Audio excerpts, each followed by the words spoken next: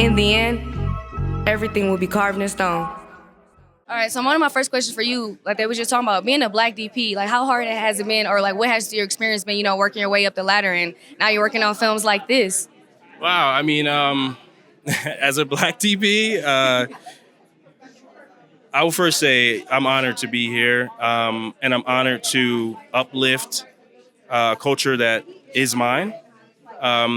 I'll just kind of share a piece with you.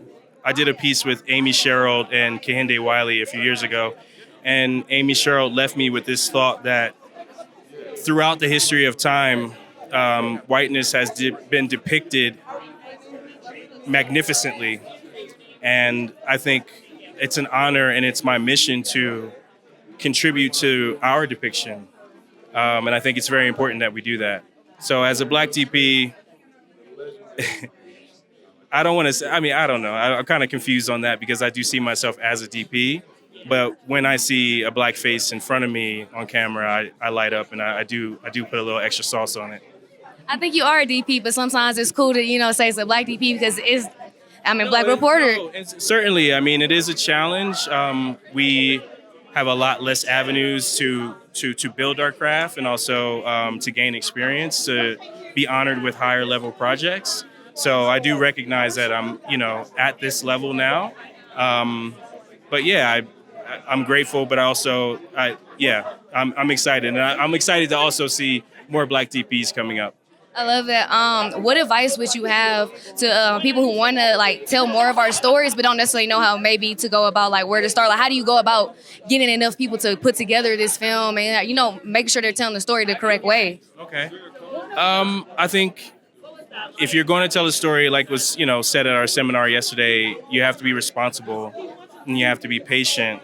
And I would say be fearless. If you think about the French movie movement, the Asian movie movement, the Indian movie movement, these are all voices that are identically, they're their own.